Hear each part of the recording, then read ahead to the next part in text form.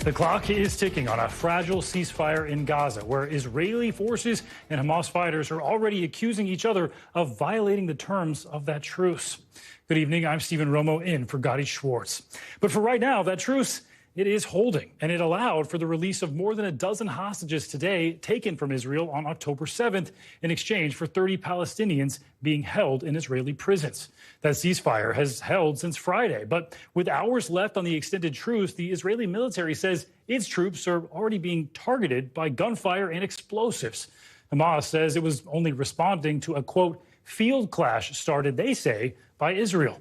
Despite these accusations by each side, Qatar, which helped mediate that ceasefire, says it believes this will not prevent more hostages from being released. There have been some minimal breaches, which have been noted by both parties, but they did not harm the essence of the agreement, and the agreement is still ongoing. We are hopeful that in the next 48 hours, we will be getting more information from Hamas regarding the rest of the hostages. No Americans were among the hostages released today. Hamas did hand over 10 Israelis and 2 Thai nationals, according to the Prime Minister's office, all of them women and children. Among them, a teenager. Her mother and, perhaps surprisingly, their family dog was seen on video that had been edited by Hamas. It shows 17-year-old Mia Leinberg being transferred to the Red Cross in front of international media. Based on the most recent updates, there are more than 170 hostages still being held in Gaza. 81 have been released in exchange for 180 Palestinian prisoners who are being held in Israel. All of this as the United Nations says a catastrophic humanitarian crisis is unraveling in Gaza, despite new rounds of aid entering that territory. NBC News correspondent David Noriega joins us now from Tel Aviv. So, David, let's start with those hostages released today. What do we know about their health conditions? How are they doing right now? Yeah, Stephen, we know there were 10 Israeli hostages released today in addition to 2 foreign nationals. The group tonight was a little bit different from the groups we saw in the first 4 days of the ceasefire in the sense that it didn't include any young children. The youngest person in this group was 17 years old. There were some elderly people, including an 84-year-old woman. We know that they're safely in Israeli territory, in Israeli hospitals undergoing medical treatment. We probably won't hear more about their actual condition until tomorrow, but we do know that they always go through preliminary medical screenings when they first get into Israeli custody, and they start receiving treatment, both medical, physical treatment and psychological treatment, pretty much immediately as soon as they arrive in Israel. Stephen?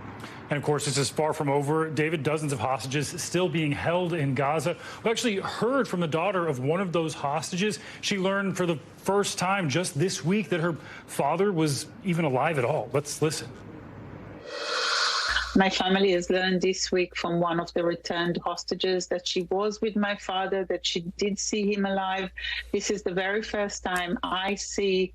We had a certain news about him being alive in Gaza. That makes us feel even more urgent that the conditions there are very, very, very bad. And so far, Hamas has only released women and children. There are also still Americans among those missing. Do we know anything about the remaining hostages or who could be released next?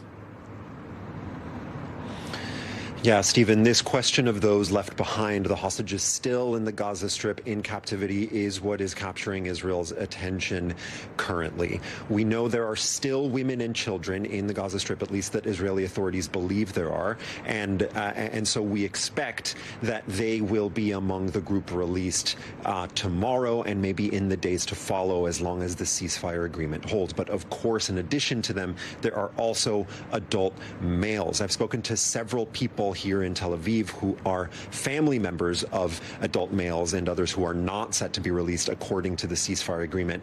They are now in a place where they're starting to try to put as much political pressure as they can on the Netanyahu government to keep the ceasefire going, keep releasing hostages, and start moving towards releasing some of those adult males who were not a part of this initial agreement. We also know that Israel is under some diplomatic pressure, including from the United States, to do exactly that. Stephen? And on the topic of that ceasefire, David, it's now set to end on Wednesday. What are the prospects of that potentially being extended again? I wish I could tell you, Stephen. Everything is very day by day here, and I can tell you that right now the Netanyahu government is at a crossroads. The deal as it stands now is to extend the ceasefire for one more day. However, it was stipulated in that initial agreement that it could be extended further. We know from the Qatari Foreign Ministry, which has arguably played the lead role in brokering this agreement, that they want the ceasefire to extend as long as possible. They actually want this to be the beginning of a lasting truce. We also know that the director of the CIA is in Doha meeting with the Qataris and the various parties involved in these negotiations, and that the Secretary of State is on his way there as well, and that the Americans want the ceasefire to be extended specifically because there are still Americans being held captive in Gaza. So again, Israel is under a lot of both domestic political pressure and international diplomatic pressure to keep this going. At the same time, the Netanyahu government is also under pressure from its political right to resume the war, including some members of his own cabinet. So we don't know exactly which of those paths he's going to take, and that also is one of the main things people here in Israel are paying attention to right now. Stephen? Very precarious, fragile situation on the ground. David Noriega, thanks so much. We are learning more about the man accused of shooting at 3 Palestinian students in Vermont over the weekend. The suspect's ex-girlfriend reported Jason Eaton to police for harassment back in 2019. She did not press charges, but instead asked for a domestic incident report in case she wanted to eventually secure a restraining order. Meanwhile, the 3 victims, Hisham Aratani, Kenan Abdul Hamid, and Tassin Ali Ahmad, are still recovering right now. Hisham is suffering from a gunshot wound to the spine. His mother, who sat down with NBC News, says she can't believe that her son was shot on a street that he basically grew up on. It will change my son's life. Forever. Forever. There's no reason that he should have been targeted in this way, because it was a targeted crime, without a doubt. NBC's Shaq Brewster has more. Like campuses all across the country, the tensions here at Brown University were already high. There were protests, there were demonstrations since the start of the Israeli-Hamas war. But then one of their students was shot over Thanksgiving break, and tensions have reached a boiling point. We're hurting. Tonight, Brown University students grappling with the shooting of one of their own. He's always lightens up the mood, but at the same time is a really passionate person. Junior Hisham Awatani was shot in the spine in Vermont with 2 of his friends on Saturday. All they were doing was speaking Arabic and wearing a keffiyeh, being Arab, and clearly that's not safe in many parts of this country anymore. The president of Brown's Arab Society is so concerned about possible harassment, he asked us not to use his name. Does the war feel as far away as it is? It hasn't felt far away through the entirety of this. Shame on you! Like so many college campuses, the atmosphere at Brown is incredibly tense. Students are now launching a safe walking service for Palestinian classmates, while Jewish students are facing intense backlash on social media. How would you describe the atmosphere here on campus? It's pretty bad. Maya Rakoff is Jewish. She says she's been avoiding public spaces. By virtue of either just being a Jew or an Arab or Muslim or Israeli, there's a feeling that you're so hated by so many people, no matter what you do or say. Ariella Rosenzweig is one of 20 Jewish students arrested during a pro-Palestinian sit-in on campus earlier this month. It's not Jews against Arabs. We are Jews with Arabs. The university has since dropped all charges. I think that those of us who have been organizing around the protections needed for Palestinian students really see this as the culmination of the university and the American government's refusal to stand up for Palestine and to stand up for Palestinian and Arab members of our community. For many, it's a feeling of not being seen and understood. Is there anything in this moment that gives you hope?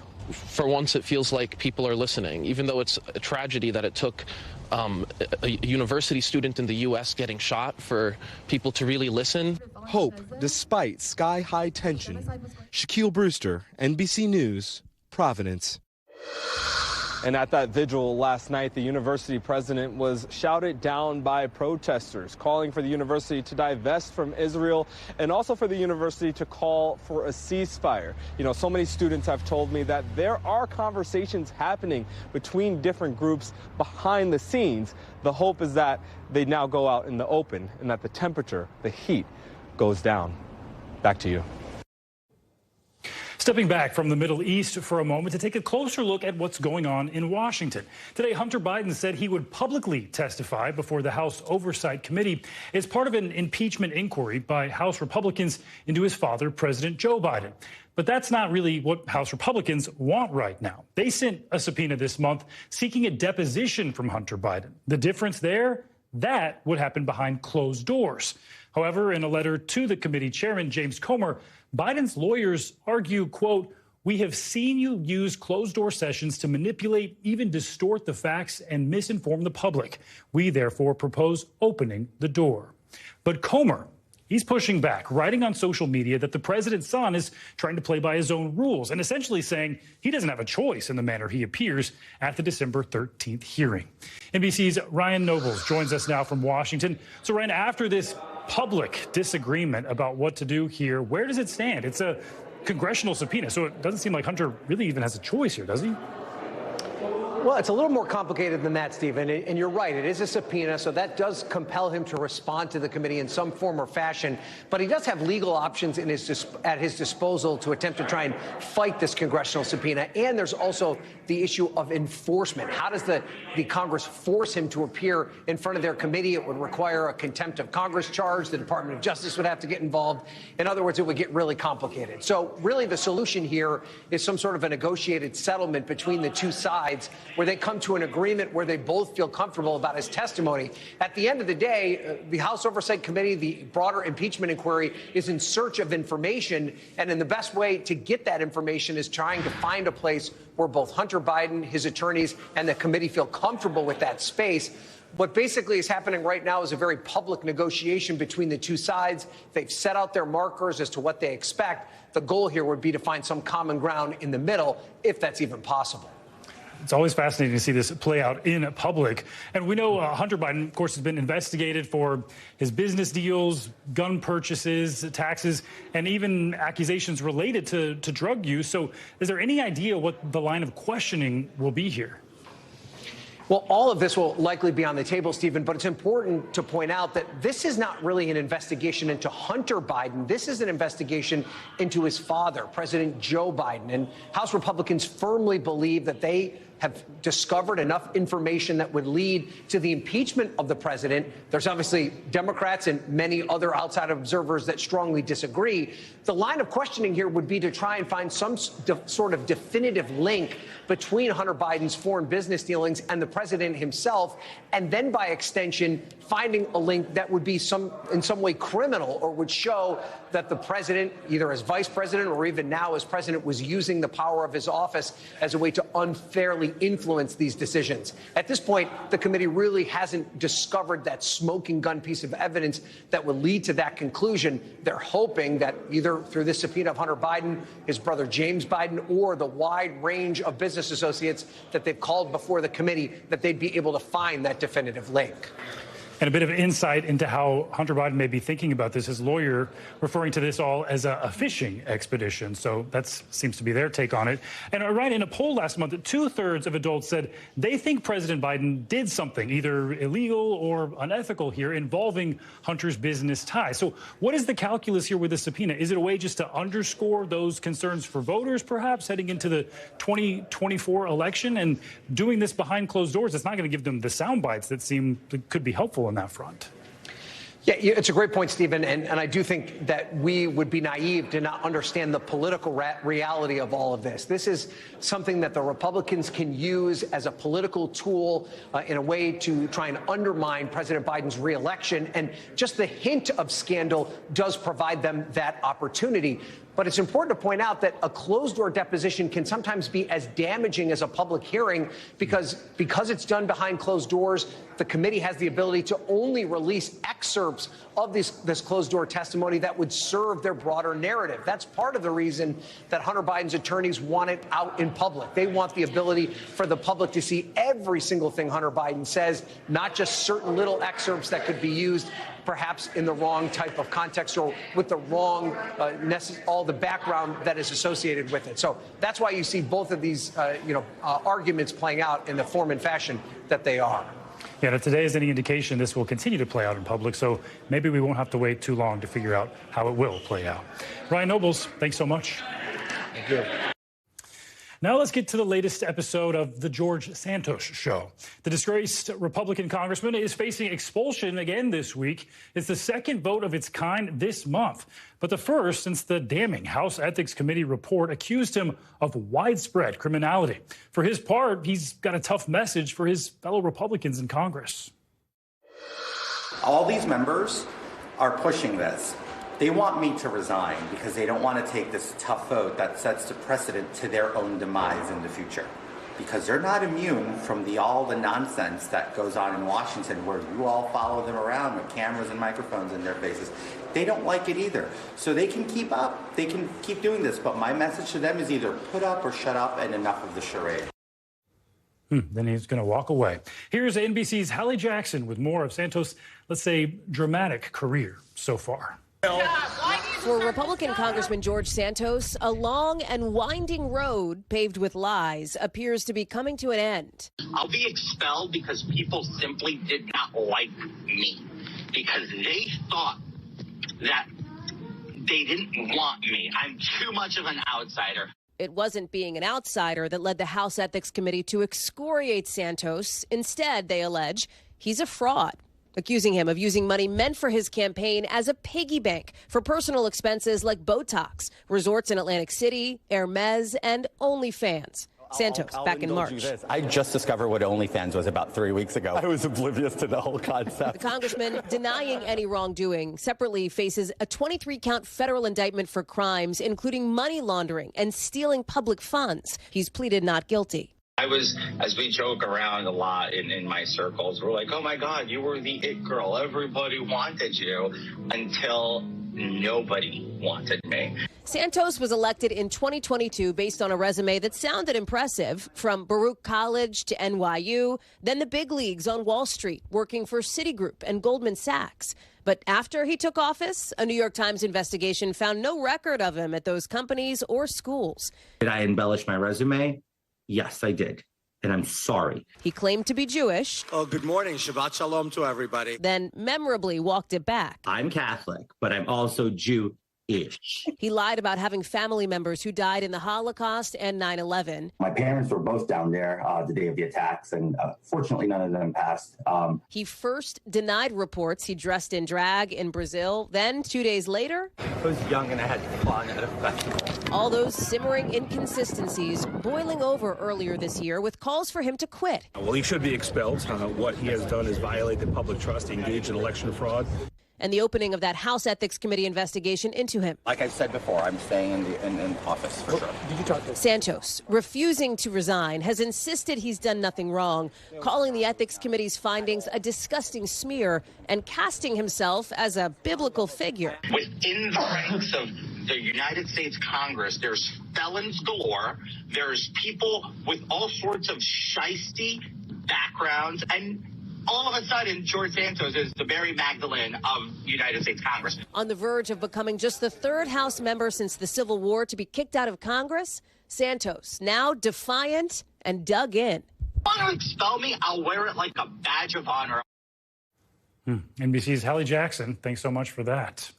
Well, still to come tonight, we're just getting started. Up next, Alex Murdaugh. He's back in court. The latest on this time, him being sentenced to financial crimes. Those details straight ahead. Plus, trapped construction workers in India are finally free tonight. A look at the complicated rescue effort to get them out of that collapsed tunnel. And most of you already know it is freezing outside in a whole lot of places. We've got your forecast as those cold temps stretch across the country. You know, slip and falls always are a thing. The coldness is just, prepare your house for the winter. It's other than that, if the cold bothers you, stay inside.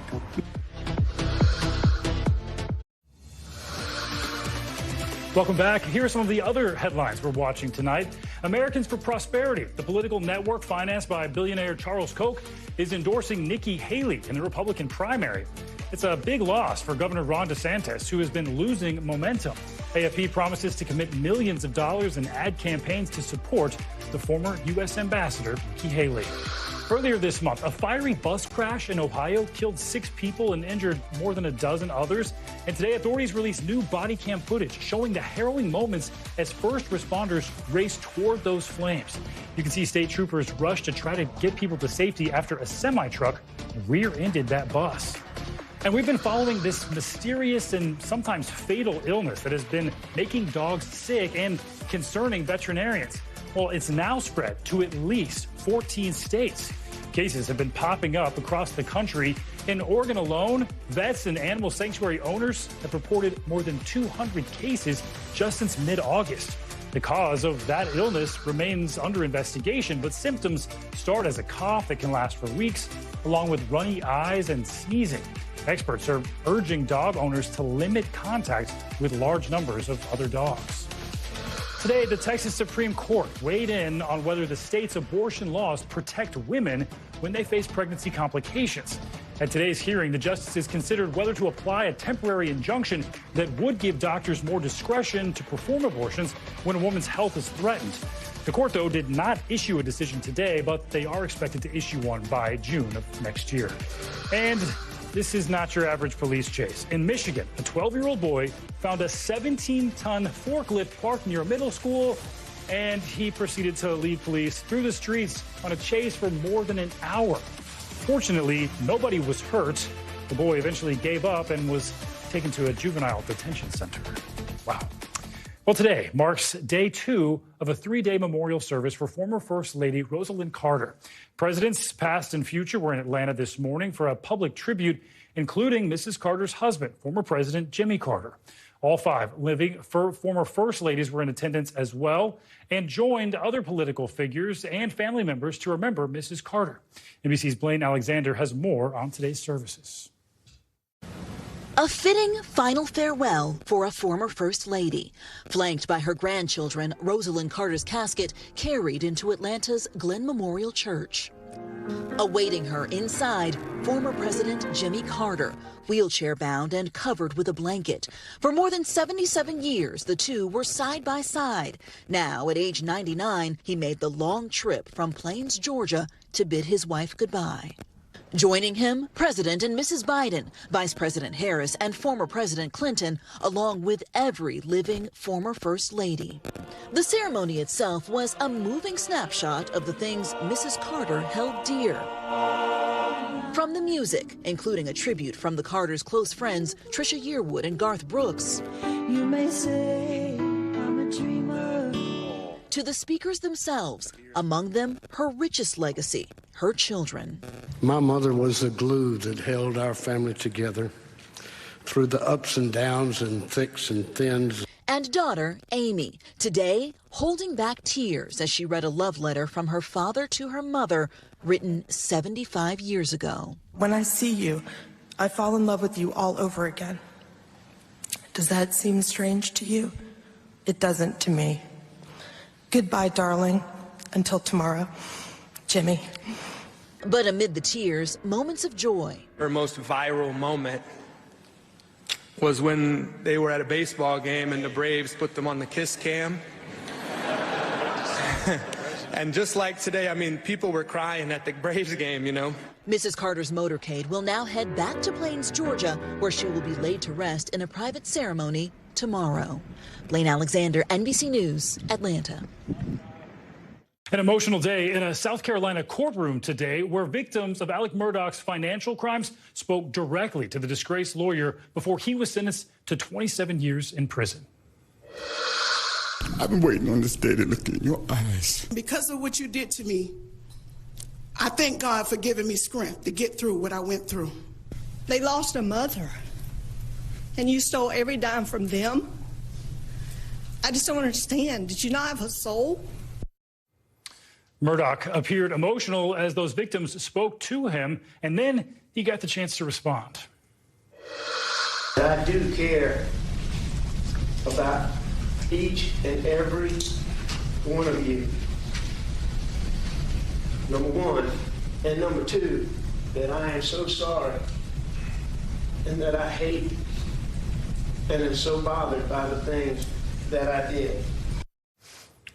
Murdaugh pleaded guilty to 22 counts last week, including money laundering and financial fraud. Prosecutors say he stole more than $8 million from his victims over the years.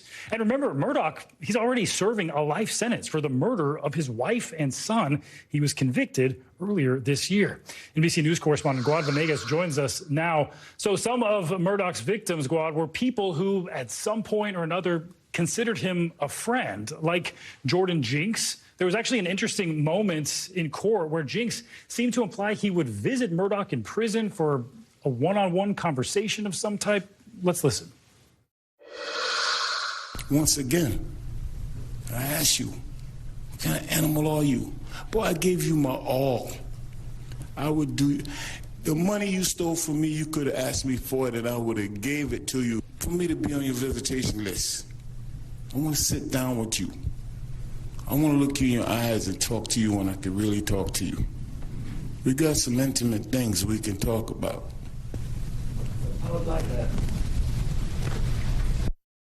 You hear him say that he would like that. Seems so personal for these victims, Gad. So what was the overall sentiment from those victims there today? Well, Stephen, this is the first time the victims had a chance to give what is called the victim's impact statement, and they had a chance to speak to him face to face since they learned about the details that Alex Murdaugh, the details of how he was able to take money that should have gone to the victims and use the law firm to then send that money to a bank, and then that bank would make payments on loans of money that he owed.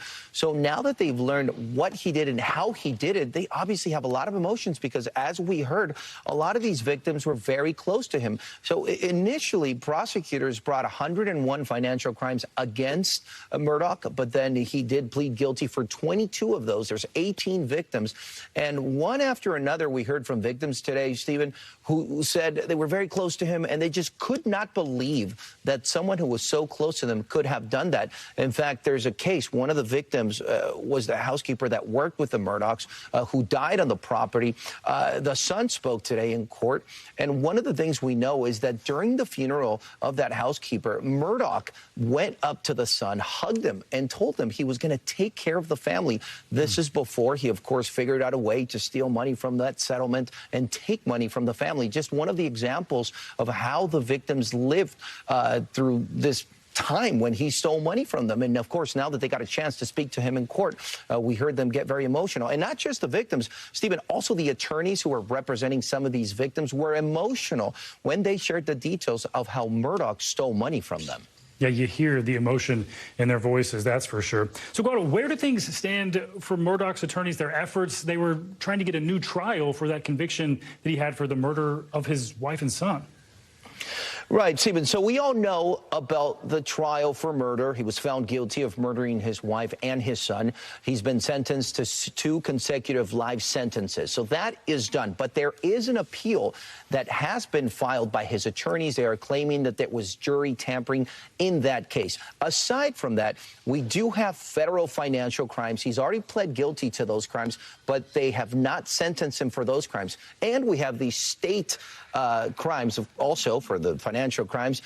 What we saw today was the hearing where the judge accepted these 22 financial crimes that he pled guilty to, and he was sentenced to 27 years. He has to serve at least 23 of those years. So prosecutors wanted to make sure that they had that sentence in place just in case the appeal for the other case, the murder case, goes through and he has to go to a retrial. We also have to wait for the sentencing for the federal financial crimes. The judge in that case said he wanted to wait for the state charges to go through, for the judge to accept that plea, for then that federal judge to give him a sentence for the federal crimes as well. But let's hear from him today speaking about this, because this gives us some insight into what his intentions are.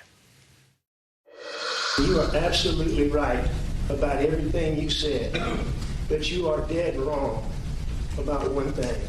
And I would never hurt Maggie, and I would never hurt Paul. So Murdaugh maintains his innocence in the murder of his wife and his son. So he's accepted guilt in the financial crimes, 27 years. He has to serve at least 23, but he is maintaining innocence. So he's hoping to have that appeal go through and have a retrial in the other case. Stephen. So much to keep up with. Glaude Venegas, thank you so much.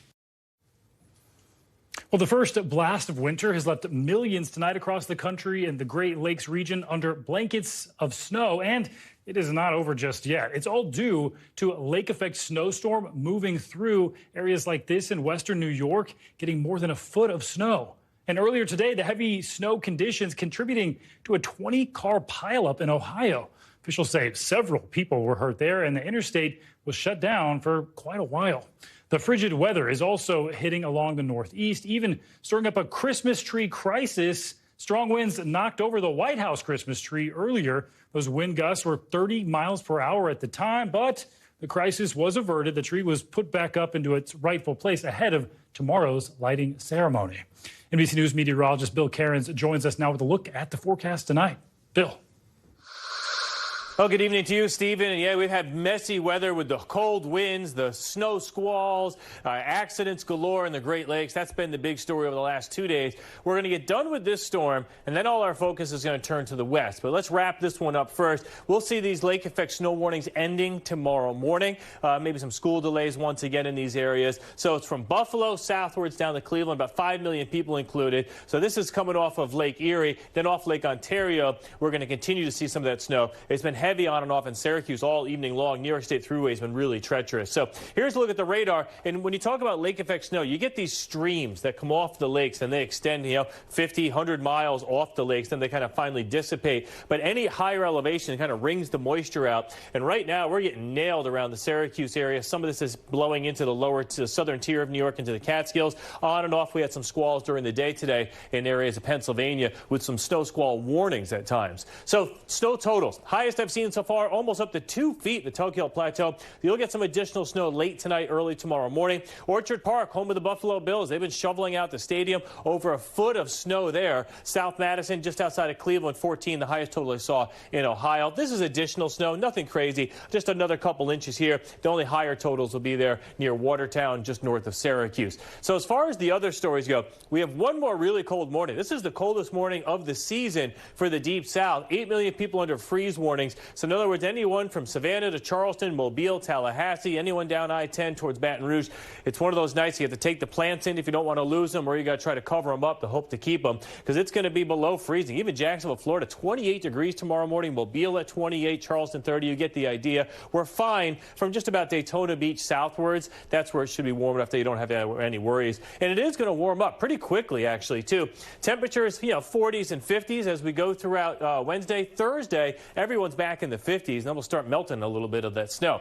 Now the other story is after we get done with the big warm-up in the east, all our attention the end of this week goes to the west. This is where one storm comes in Thursday, then on Friday into the Intermountain West with some snow showers, light snow. But a more powerful storm will come in here on Friday with heavy rain, strong gusty winds. That continues into Saturday. It's going to come in waves. This is one of our first atmospheric river events. With that, you expect very heavy snow at the high elevations and a lot of rain at the lower elevations. Because it's the first storm of the year we've had like this, hopefully we won't see too much river flooding, but it is possible. This even goes into Sunday. It just keeps on, one storm after another, and the rain and snow totals will be pretty epic. I mean, we could see 5 to 7 inches of rain in the mountains. That's going to be feet of snow. So here's your December outlook, by the way, in case you were wondering.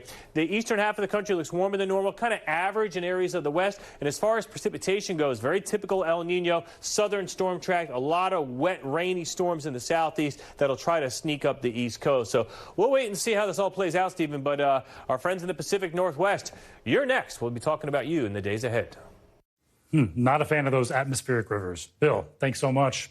Coming up, we've been hearing a lot about Ozempic when it comes to weight loss, but apparently there's another drug on the market that might be even more effective. Those details coming up. But first, you got to see this. A small plane lost power mid-flight in Minnesota and crashed into a car on the highway. Fire crews are praising that pilot who was trying to make an emergency landing on the highway, but then hit a power line and ended up crashing. Amazingly, get this, only minor injuries were reported there. But the National Transportation Safety Board and the FAA, they'll still investigate to figure out what exactly went wrong there. We'll be right back.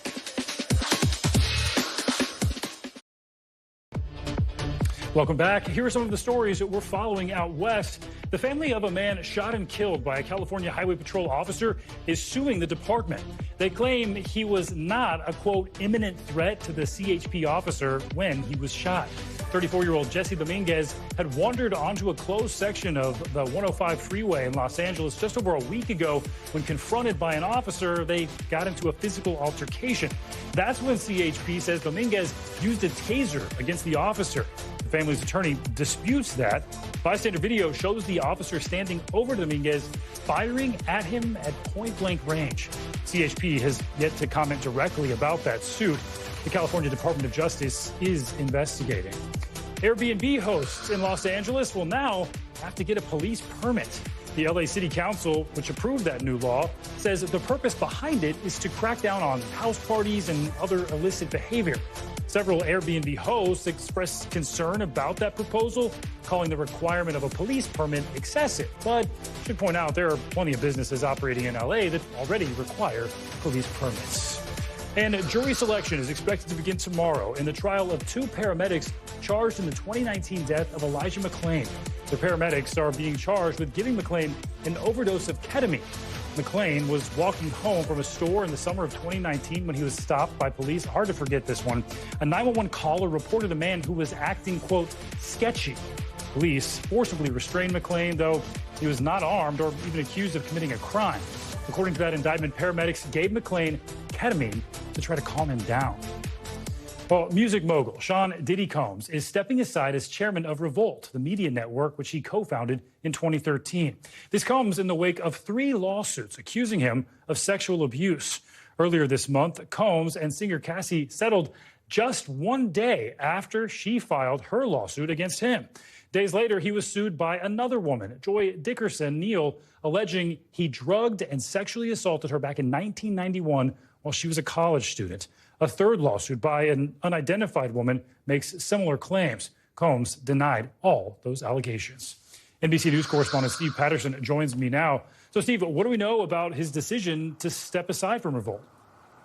Yeah, a couple of things here, Stephen. And we know from a spokesperson that Diddy likely made the decision to step down sometime last week and that decision is, quote, temporary, although there's no indication on when or if he could come back to be the head of this company. And secondly, you have to imagine that there are still stakeholders and people with a major media company that require it to sort of save face and that they've been distancing themselves, of course, from Diddy in the wake of all of these scandals and allegations. And that is indicated in some of the statements that we've been getting from Revolt. I want to read one to you. Revolt putting out a statement saying that, quote, while Mr. Combs has previously had no operational or day-to-day role in the business, this decision helps to ensure that Revolt remains steadfastly focused on our mission to create meaningful content for the culture and amplify voices of all Black people throughout this country. They also say that, you know, it's the company's not driven by one individual. It's the collective of a team. So still doing some of that distancing from the man that founded the company back in 2013. Stephen. Well, Steve, have we seen any other fallout against Combs after these allegations came to light? We have, yeah. I mean, first, within Revolt itself, there's a podcast host. Her name's Dawn Montgomery. She's already deciding to step down. So some of the talent that, you know, was associated with the company already saying that enough is enough. She issued a statement as well on X. I want to read that to you. She said, quote, I am a sexual assault survivor, and I cannot be a part of a show that's supposed to uplift Black women while Diddy leads the company. First that we've heard really from talent besides obviously these lawsuits, but we've also, you have to imagine that the companies that are associated with Diddy itself are affected. Diddy's music label, Bad Boy Entertainment, listed as a plaintiff in one of the lawsuits, as well as a former president for that record label as well. So the fallout, I think we're just maybe in the beginning stages as these lawsuits sort of progress and continue with the litigation. Stephen? Seems like the fallout used to take quite a long time for these types of allegations. Comes much faster now. All right, Steve Patterson, thank you. Well, after 17 days trapped in a collapsed tunnel, 41 Indian construction workers are now free. A look at this miraculous rescue, that's coming up next.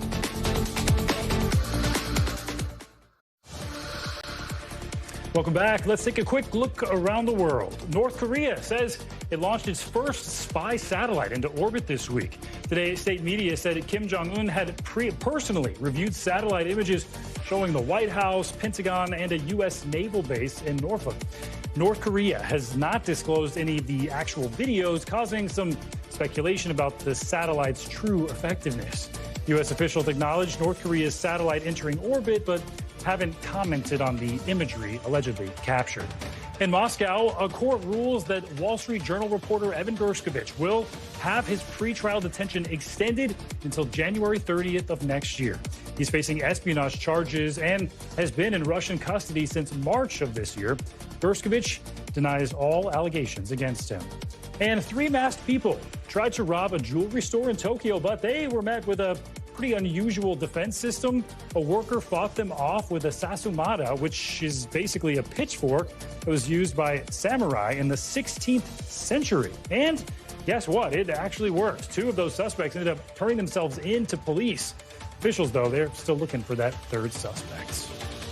41 workers trapped in a collapsed mountain tunnel in India finally been rescued. And those rescuers worked around the clock for 2 weeks to make that happen, providing them with food and water through a narrow pipe until they could finally be freed. Sky News reporter Neville Lazarus has more. This nightmare for the 41 trapped workers, their family and friends has finally come to an end. An agonizing wait for all of them, but it hasn't come that easy. It's been a real challenge. There's been machines that have broken down continuously in this rescue mission. Strategies were changed. There was drilling from the top at one point of time, which caused a bit of landslide and crackling sound. That had to be stopped. And then there was horizontal digging. There was digging as well from the other side of the tunnel, which would have taken many more days. And eventually, 2 days ago, this auger machine, which did most of the drilling through the debris, had broken down and was made unusable. And then a team of 24 rat miners were sent in who sort of cleared the last few meters, about 10 to 15 meters of debris, which is mixed with rock, rubble, and also some metal parts, which are part of the construction of this tunnel, and finally reached the workers on the other side. Lots of challenges, lots of obstacles, but eventually good news. The men seem to be smiling, flashing victory signs, happy to be out, obviously.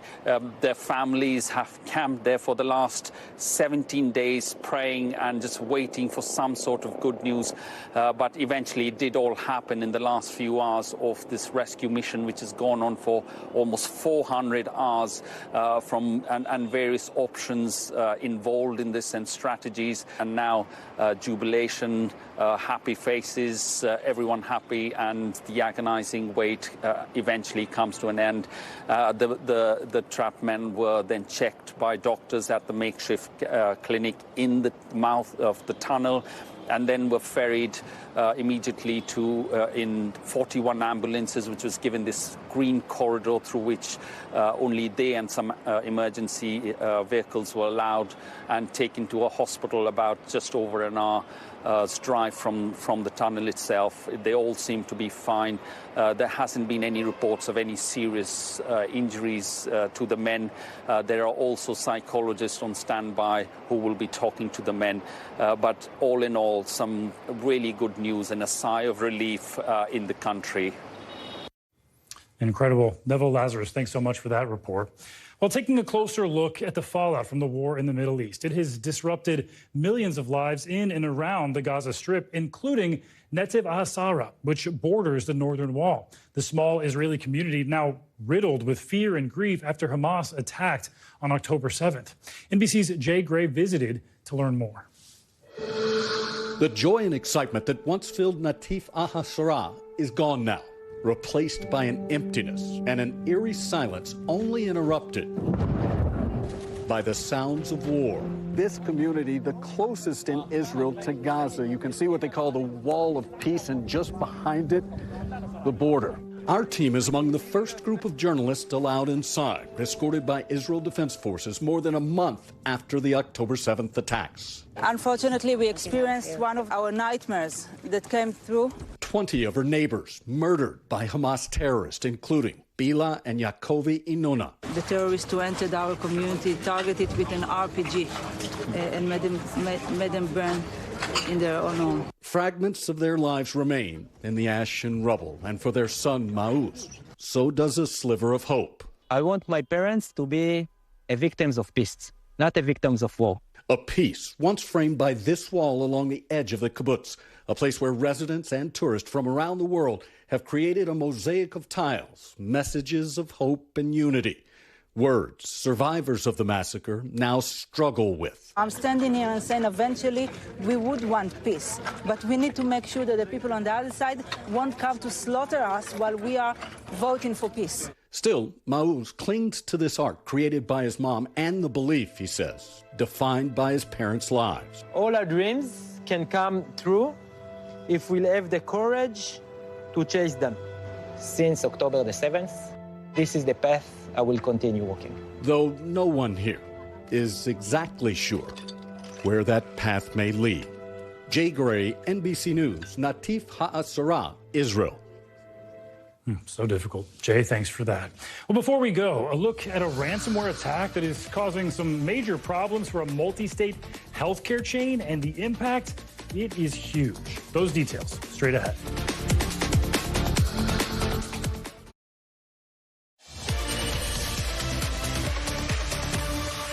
Time now for the future of everything. And tonight, one of the nation's largest healthcare chains is under siege. A major cyber attack forced hospitals to shut down a significant number of its automated services. The attack even caused hospitals to have to turn patients away in multiple states. NBC's Miguel Almaguer has more.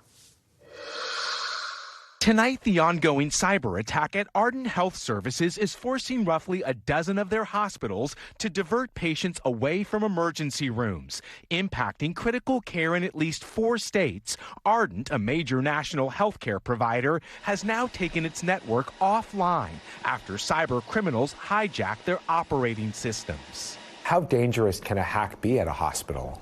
Very. It's life-threatening. It's as simple as that. This does put people's lives at risk. Still scrambling to restore its vital IT operations after the Thanksgiving Day hack, Ardent Health confirms a temporary disruption of operations, adding patient care continues to be delivered safely and effectively, though they cannot confirm the extent of any patient health or financial data that has been compromised. Now it's sort of like I'm back on the waiting wagon, and that's not good.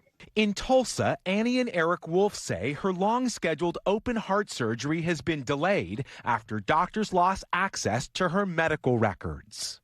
I am, however, furious that malicious coders and attackers, hackers, would specifically target a healthcare system and put lives in jeopardy.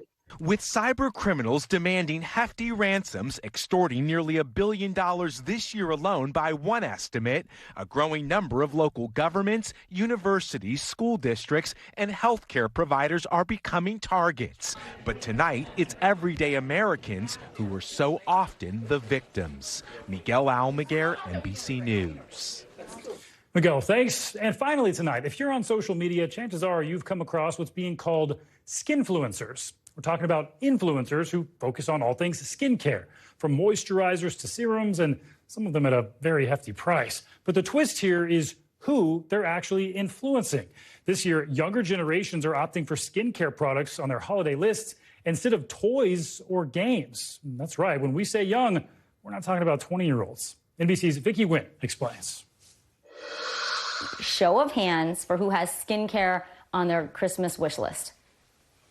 Everybody. Who used some kind of skincare today? Wow. My 11-year-old daughter and her friends joining the many tweens who are already neck deep into skincare. I have like a lot of cleansers, toners, moisturizers, like a million face masks. I have a lot of stuff. Elephant, Bubble, Burt's Bees, And Mario Badescu. What do your parents think when you said, I want skincare for Christmas? They kind of like paused for a second. They're like, do you need it? Fueling a growing demand for moisturizers, cleansers, face masks, and more. So much so, brands are marketing to this age group, Generation Alpha, born in 2010 and beyond. It's a trend some parents are feeling grinchy about this holiday season. That feels incredibly young and shocking and yet super pervasive. Do you feel like they're growing up too fast? Yes. Yeah, definitively yes. Only look with your eyes. Experts stress how powerful marketing can be for this always online generation. This is the first generation who have fully grown up digital, and that is key in terms of influencing their consumer choice as well. I'm going to show you what's in my skincare fridge, and you can decide if you need one for yourself. Young, so-called skinfluencers like V. Lai amassing huge followings on TikTok, Instagram, and YouTube, promoting brands and pushing sales to new heights. The most important thing to remember is to wear sunscreen. Annual mass skincare sales grew from $7.8 billion in 2019 to $9.2 billion in 2022. And annual skincare spending among teens grew 19% over last year to an average of $122. Brands like e.l.f. Beauty, Ulta Beauty, and Bubble Skincare are cashing in. We started the brand with a community of Gen Zers, but now it evolved to be a much wider age range. Bubble Skincare CEO says she's expecting to see 800% growth this year, with an average price point of $15, appealing to Gen Z and Gen Alpha consumers. When parents look at this and think, maybe my child is growing up too fast, they're getting into beauty too quickly, what's your response? I have a 7-year-old, and I totally agree. Sunscreen, cleanser, moisturizer, and you should be all set. So you would say less is more? Yes, 100%.